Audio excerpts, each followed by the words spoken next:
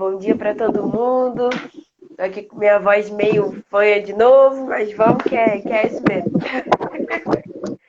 É, vamos continuar nosso estudo, né? A gente deu aí uma interrompida no fim de semana, mas a gente estava falando sobre a parábola dos talentos. A gente estava entendendo um pouco melhor a parábola. Eu falei que eu ia falar sobre quatro pontos importantes, né, na parábola, que são os. Bom dia, pessoal. Bom dia, minha tia. Oi, tia. Tô melhor, graças a Deus. Só o nariz mesmo que tá aí escorrendo. É, e aí a gente estava falando de quatro pontos na parábola. E era sobre o Senhor, sobre os servos, sobre os recursos e sobre a capacidade. São pontos importantes que o Senhor destaca para nós nessa história que ele contou. Nós falamos sobre o Senhor, passamos por ele 2 dias, né, das nossas lives e falamos da importância de como a gente entender o Senhor, entender essa libertação que ele trouxe, entender essa responsabilidade que ele trouxe para nós, entender esse poder de decisão porque nós somos livres, entender a autoridade que precisamos fazer as coisas da maneira dele, não da nossa, que ainda que nós viemos a possuamos resultados. Se não fizermos da maneira de Deus, não estamos servindo a Deus do jeito que Ele merece, do jeito que Ele espera, não estamos correspondendo ao teu coração. E hoje nós vamos entrar no segundo ponto, que é sobre os servos. Espero que vocês estejam fazendo as atividades que nós estamos passando. No final de cada live até agora, nós temos passado algumas atividades. Não bota essa atividade de qualquer jeito, pergunta ao Senhor, peço direcionamento a Ele, creio que é Ele que está me inspirando em relação às atividades. Então, espero que vocês façam para que a gente possa ter um aproveitamento maior, né? Do que a gente está falando aqui, que ninguém vive só de teoria. Aquele que ouve e não pratica é semelhante a um homem que construiu sua casa na areia. Então, nós precisamos praticar a palavra de Deus. Amém? Hoje a gente vai entrar na parte dos servos. E a gente vai de uma maneira bem tranquila aqui. Eu quero falar com vocês um pouquinho sobre essas figuras que o Senhor colocou na parábola. Quando a gente analisa a parábola, nós vemos que o Senhor aponta servos, todos são servos, mas que ele aponta dois tipos de servo: um servo bom e um servo mau. Quando eu olho na parábola que todos são servos, então eu entendo que todos têm o mesmo Senhor. Porque se o Senhor chama todos de servo, logo todos têm o mesmo Senhor. Ok? Então, servos são aquelas pessoas que se dizem cristãs, as pessoas que seguem a Cristo, as pessoas que têm Cristo como seu Senhor e Salvador. Ok? Nós temos na parábola, então, todos são servos, porém, o Senhor destaca dois tipos de servo: o bom e o mau. Quando a gente olha para os cristãos, a gente tem como fazer essa divisão de alguma maneira assim: os seguidores e os discípulos. O que é o seguidor? Quem é essa figura? O seguidor é aquele que segue, aquele que vai atrás, aquele que está andando junto, ok? Aquele que está ali com o Senhor. E o discípulo? O discípulo é aquele que imita, aquele que aprende, aquele que faz questão de assimilar, de viver como o Senhor vive. Aquele que na ausência do Senhor faz questão de ser como Ele. Então nós temos dois tipos de servo. O que segue, e geralmente esse vai acabar debandando de alguma maneira, em algum tempo, de alguma maneira vai acabar escorregando, e aquele que imita. Judas, por exemplo, estava o tempo todo seguindo ao Senhor, mas ele estava seguindo. Ele não conseguiu assimilar os ensinamentos de Jesus. E mesmo que os outros discípulos também tivessem ainda dificuldade para assimilar, o coração de Judas demonstrou que ele não aceitou o ensino.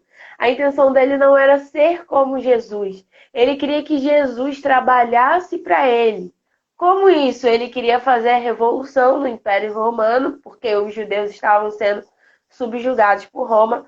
E ele queria que Jesus, como o Messias esperado, como esse rei que ia estabelecer o reino, funcionasse da maneira dele.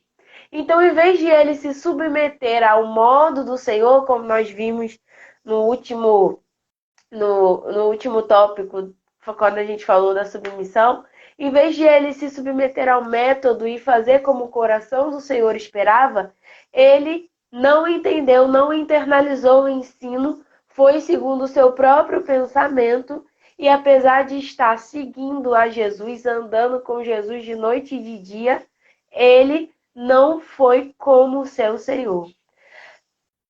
Então nós podemos ver que podemos ser seguidores, mas podemos ser discípulos, ok? Queria aqui salientar para vocês que o seguidor, em algum momento, ele vai ter muita dificuldade de seguir a Cristo. Porque quando nós só andamos com Jesus, mas não abraçamos a causa dele como nossa, quando nós andamos de perto, mas não fazemos questão de que o coração dele esteja em nós, em vez de andar com ele, sermos um com ele. Quando a gente não faz questão de ser um com ele, apenas andar com ele, em algum momento nós vamos ter dificuldade de fazer o que ele fez, de ser como ele foi. Então, na parábola, a gente já pode começar entendendo, destacando esses dois tipos. Todos tinham o mesmo Senhor, isso é importante a gente frisar. Todos eram servos de um mesmo Senhor. Mas um ainda era servo bom e o outro ainda era servo ruim. Então, Nath, quer dizer que mesmo eu tendo Jesus como meu Senhor e Salvador, eu posso ser um servo ruim? Pode. Pode ser um servo ruim. Como? Quando você não submete o seu coração ao coração do Senhor. Quando você não se torna um com Ele. Quando você vai andando perto, mas não se torna um com Ele. Quando você não dá vazão para o Espírito Santo habitar dentro de você e se mover dentro de você até transformar o seu coração no coração do Pai, até transformar a sua mente na mente de Cristo, então você pode se tornar um servo mau, um servo ruim, porque ainda assim não houve um nível de intimidade suficiente com o Senhor.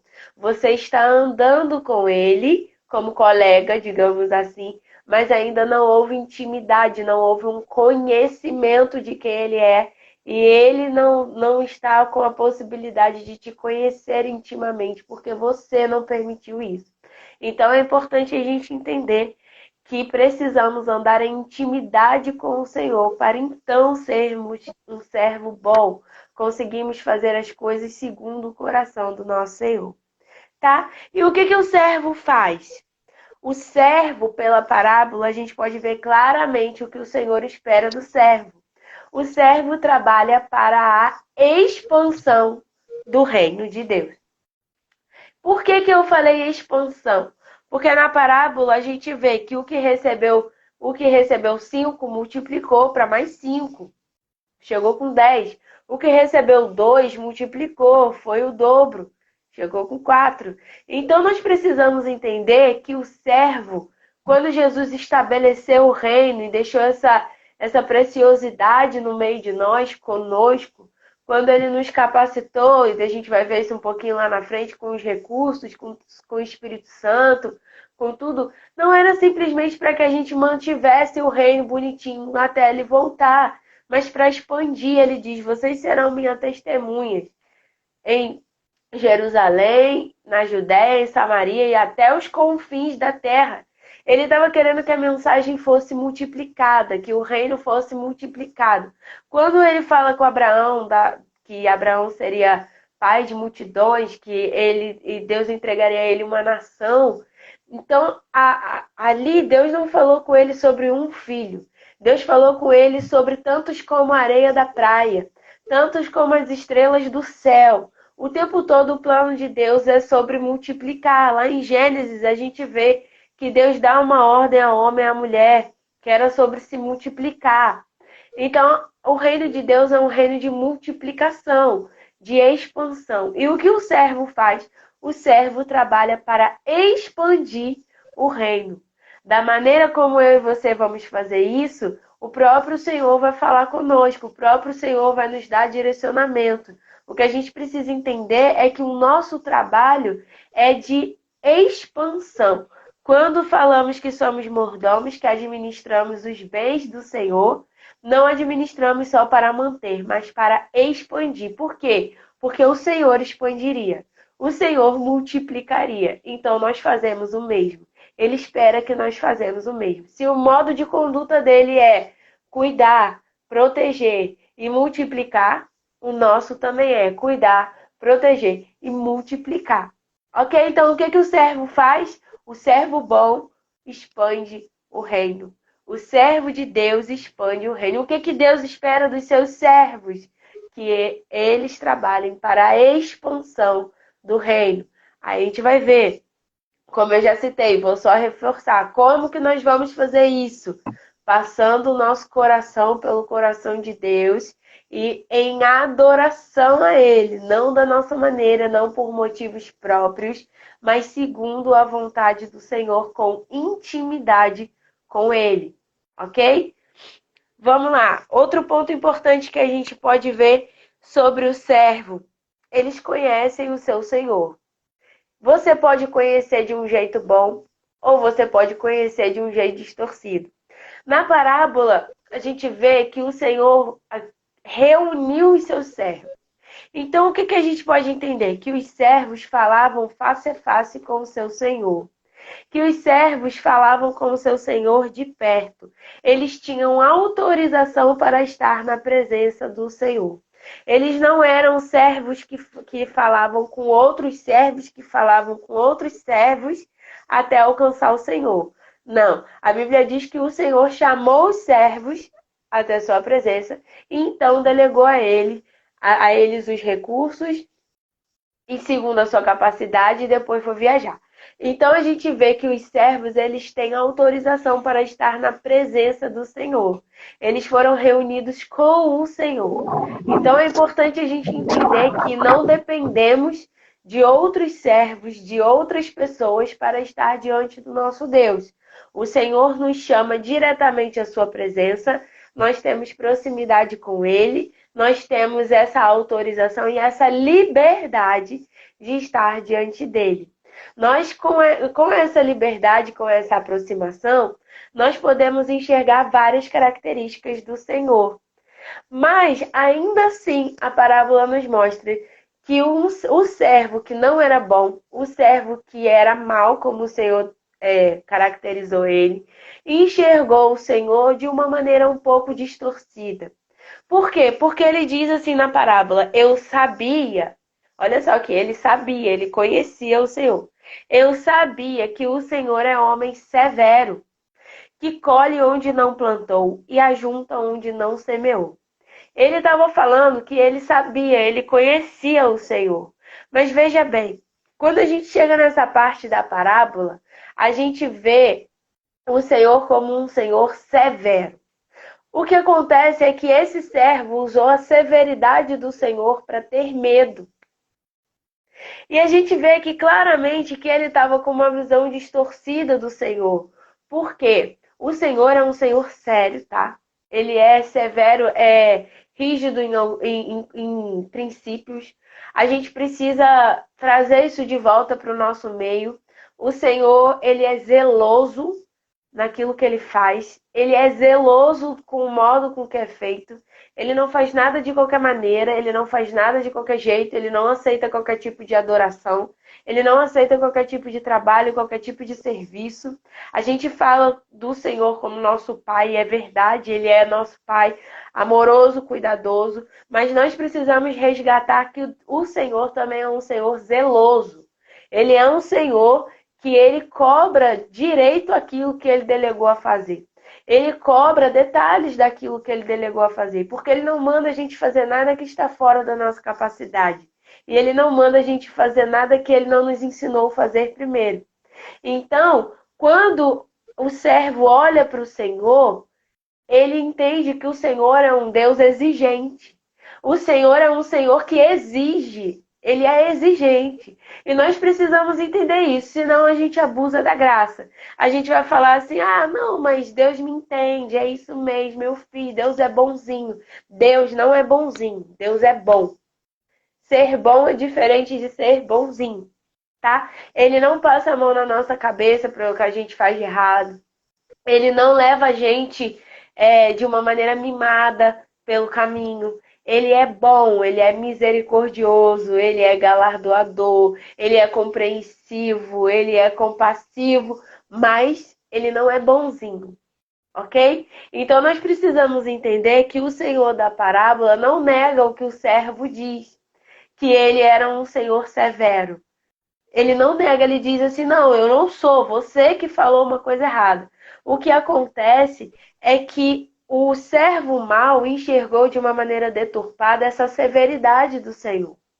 Porque ele fala claramente aqui, ó, que colhe onde não plantou e ajunta onde não semeou. Aí eu pergunto para vocês: o Senhor colheu onde não plantou?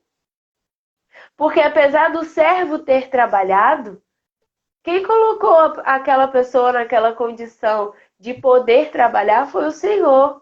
Quem deu ao servo recurso para plantar foi o Senhor. Quem deu ao servo terra para plantar também foi o Senhor. Então, esse servo, ele olha para o Senhor, esse servo mau, de uma maneira distante, apesar de estar caminhando junto, de uma maneira distante, o que faz com que deturpe na mente dele o caráter do Senhor. O Senhor é severo, o Senhor é exigente, mas não é para ter medo. É para ter zelo com o que é feito. E aí a gente vê que ele olha para o trabalho. Tipo assim, o Senhor colhe onde não plantou, ou seja, quem ia plantar era eu, e o Senhor que ia colher o que eu plantei. Se eu tivesse feito errado, ia sobrar para mim. Então, assim, eu semeei, mas o Senhor que depois veio juntar. Então, se eu fizesse alguma coisa errada, ia sobrar para mim. E não é essa a visão do Senhor. O Senhor deu o recurso, o Senhor deu a terra, o Senhor deu a condição, o Senhor conhecia a capacidade, o Senhor deu exemplo de como ser, do coração, do caráter. E ele falou: estou confiando em vocês. Agora faça. Então, os outros dois conheciam que ia haver uma prestação de conta, apesar do Senhor não dizer, conheciam que iam trabalhar para o Senhor, conheciam que o Senhor tem um caráter severo, exigente, zeloso, mas não ficaram com medo, foram trabalhar. E o servo mau? O servo mau ficou com medo. Então, aqui eu quero deixar para vocês uma reflexão. Primeiro, a gente precisa resgatar o temor do Senhor, porque é Ele que é o princípio de toda sabedoria. Nós precisamos temer ao Senhor, sim, mas não é ter medo do Senhor. É temer a Ele no sentido de honrá-lo, submetermos a Ele o nosso coração, de termos respeito profundo, devoção profunda por Ele, porque Ele não é um Senhor de brincadeira. De Deus não se zomba. Deus cumpre seus princípios, Deus tem um caráter fiel e Ele é zeloso, Ele é detalhista. A gente vê quando Ele vai pedir para construir o tabernáculo lá no deserto, a gente vê como que o Senhor é detalhista, como que o Senhor diz: ó, faça assim, o tamanho é esse, a cor é essa, traga os artesãos, eu vou ungir, vou capacitar eles para fazer, tem que ser essa medida, tem que ser dessa maneira. Quando Deus fala da arca com Noé, ele também dá a medida, dá como deveria ser feito. Então o Senhor não faz as coisas de qualquer maneira. Mas não é para termos medo de usar aquilo que Ele nos confiou. Não é para termos medo dele. É para fazermos com zelo. Tá bom? Ó, a Rose está falando que a transmissão tá ruim. A de vocês tá ruim ou tá boa? Para mim tá tudo certo aqui. Mas não sei se para vocês tá ok. Vai botando aí nos comentários, tá bom? Eu Então, abri aí, assim, mas eu vou responder. tá bom. Aí se tiver ruim, a gente repete, não tem problema não. Eu vou A minha continuar por aqui tá enquanto. ótima. Graças a Deus, a minha também tá tudo certo. Não deu nem aquela bolinha assim de quando trava. Vou continuando, tá bom? Aí vocês vão falando aí. Tô dizendo que tá boa. Aqui tá ok? Então tá bom, vamos lá. Então, assim, voltando, queria dizer esse ponto, para a gente resgatar esse temor do Senhor. E o segundo ponto, para que a gente entendesse que quando a gente conhece o Senhor de perto, mas não com tanta intimidade, a gente deturpa a imagem e o caráter de Deus em nós. Tá? Então, nós, como servos, precisamos chegar ao nível de intimidade profunda com o Senhor, para que nós não nos assustemos, não desconfiemos do caráter dele, nem do coração dele na nossa vida. É por isso que, às vezes, quando fala assim, o Senhor é bom, ponto. Aí acontece alguma coisa esquisita com a gente fala, mas o Senhor não era bom? Quando a gente começa com esse questionamento, é porque a gente está andando perto, mas não houve intimidade ainda o suficiente. Porque a intimidade faz com que a gente não duvide nunca do caráter do Senhor. E faz com que a gente não tenha medo dele. Faz com que a gente esteja aperfeiçoado no amor. Quando acontece alguma coisa que a gente fala assim, mas o Senhor está sempre conosco, nunca te deixarei, nunca te abandonarei, estarei com vocês até a consumação dos séculos, é o que ele diz. Acontece alguma coisa, você sente que está sozinho, você questiona o caráter de Deus. Ué, mas Deus não falou que ia estar sempre comigo? Cadê Deus? Deus não está comigo? Cadê Deus nessa situação? Isso é porque você ainda está andando de perto, mas ainda não está com a intimidade profunda, porque a intimidade sempre vai fazer você não ter medo do que Deus disse, de quem Ele é, e não duvidar do caráter dele, ok? Queria deixar esses pontos para vocês. O temor do Senhor e não andar só próximo para não deturpar esse caráter de Deus em nós. Outro ponto que a gente destaca aqui, mais tranquilo da gente ver, que eles prestarão contas do seu trabalho, né? A parábola fala isso. Depois de muito tempo, o Senhor voltou de viagem e os chamou para prestarem contas de como haviam usado o dinheiro. Então, assim, vai haver uma prestação de contas, tá? Não é porque nós estamos no tempo da graça que não há lei.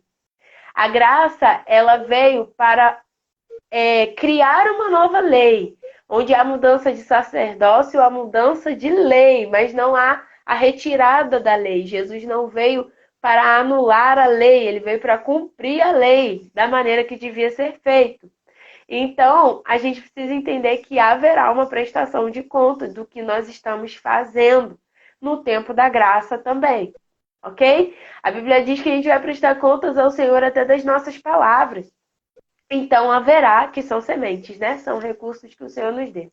Então haverá prestação de contas, ok? É importante a gente entender isso. Como servos, nós vamos prestar contas. Às vezes a gente fala que Jesus está voltando, e que nós estamos no tempo da graça, mas o servo bom, ele entende que o Senhor vem sim, é uma promessa, e que no tempo da graça ele precisa também trabalhar e dar ao Senhor o retorno dessa expansão desse reino, tá bom? A gente vê também depois dessa prestação de contas, um outro ponto que é a receber a consequência daquilo que foi feito. O servo bom recebe a recompensa, que é a consequência boa, né? E na parábola o Senhor fala de duas consequências. Ele fala, darei a vocês muitas outras responsabilidades, e ele fala, venham celebrar comigo. Então temos aqui duas recompensas claras. A gente celebrar na presença do Senhor, compartilhar com Ele da alegria que vamos dar a Ele pela expansão do reino, vamos poder estar na presença dEle e vamos receber muitas outras responsabilidades. Por quê? Porque o Senhor nos confiou pouco e nós fomos fiéis, então receberemos muitas outras responsabilidades, porque provamos a nossa fidelidade com o Senhor, tanto que Ele diz, servo bom e fiel. E também tem a consequência ruim, né? A parábola cita lá que quando ele fala do servo mau e preguiçoso, que fala, lancem esse servo inútil para fora da onde? Da presença, na escuridão, onde haverá choro e ranger de dentes. Então nós temos aqui uma consequência que foi lançar o servo fora da presença, em vez de venha celebrar comigo, e o outro, que em vez de ter muitas outras responsabilidades, ele diz para tirar desse servo ruim aquilo que ele tinha, que ele não multiplicou, não perdeu, mas também não expandiu. E dá o que tem mais. Porque o que tem mais deu conta de expandir, de multiplicar. Então, nós temos aqui consequências boas e consequências ruins. Precisamos prestar atenção nisso. Também quero salientar nesse ponto aqui, frisar uma coisa com vocês importante para a gente finalizar. Servo mau e preguiçoso, ou servo mau e negligente, não é só o servo que não faz, é o servo que demora a fazer. O servo lento, preguiçoso, também fala de lentidão. Negligente também fala que não faz algo que deveria ser feito em determinado momento. Então, melhor é você fazer. Quando você não faz, demora para fazer, já ficou um pouco ruim. Quando você não faz, ficou péssimo. Então, eu queria que vocês entendessem também que a desobediência também é fazer fora de hora. Quando uma mãe fala para o filho assim, vai tomar banho, e ele fala, tá bom, já vou, e não vai. Ele está obedecendo? Quando o filho fala, quando a mãe fala, menino, banho, já falei para você tomar banho, e ele tá lá vendo televisão, jogando, fazendo qualquer coisa, ele fala, já vou, já vou. Ele vai tomar banho? Vai. Mas ele já foi? Não. Então, quando você demora para fazer, você também está sendo preguiçoso, também está sendo negligente, porque demorou para fazer algo que você já entendeu que Deus mandou você fazer. Então, quando você entender que Deus mandou você fazer algo, faça logo. Porque demorar a fazer também é preguiça, também é negligência. Em algumas versões vai dizer servo lento. Então, nós precisamos entender, quando você vai olhar também, estudar no dicionário, tá lá, negligente, preguiçoso, tudo tem a ver com lentidão também. Então, não é só deixar de fazer, é demorar a fazer. Obediência fora de hora passou a ser desobediência, tá bom? A gente precisa entender, lembra, o Senhor é um Deus zeloso. E para finalizar, quero deixar com vocês o versículo de Lucas 16, 10 ao 12, que diz: se forem fiéis nas pequenas coisas, também o serão nas grandes. Mas se forem desonestos nas pequenas coisas, também o serão nas maiores. E se vocês, olha a liderança aqui. E se vocês não são confiáveis, a liderança não, a mordomia. E se vocês não são confiáveis ao lidar com as riquezas injustas desse mundo, quem lhes confiará a verdadeira riqueza? E agora, se não são fiéis com os bens dos outros, por que alguém lhes confiaria o que é de vocês? Então, a mordomia também é uma oportunidade do servo provar que ele está capacitado para receber a sua herança da parte do Senhor. Se você for fiel, trabalhando para cuidar e expandir das coisas que são do Senhor e não suas, você vai estar apto para, quando ele voltar com a sua recompensa, receber a sua herança, a herança que ele prometeu aos seus filhos. Então, seja fiel, use a mordomia também para provar a sua fidelidade ao Senhor, para que você possa exercer a administração daquilo que vai ser seu, daquilo que o Senhor vai te entregar, daquilo que é a sua herança diante do Senhor. A gente precisa também entender a mordomia como um estágio, um modo da gente provar que a gente entendeu a mente do Senhor e o coração do Senhor, para que depois a gente possa ser considerado maduro para receber aquilo que é nosso mesmo. Então o Senhor não está te dando coisa para você cuidar que não é sua, para simplesmente dizer que você vai passar a vida toda cuidando do que não é seu, porque é isso e acabou, um beijo. Não, Ele está querendo te treinar para que você cuide bem daquilo que é seu. Afinal de contas, o reino também é nosso. Então, quando a gente cuida das coisas de Deus, a gente está zelando por aquilo que também é nosso. E vai ser em plenitude quando Jesus voltar. Amém?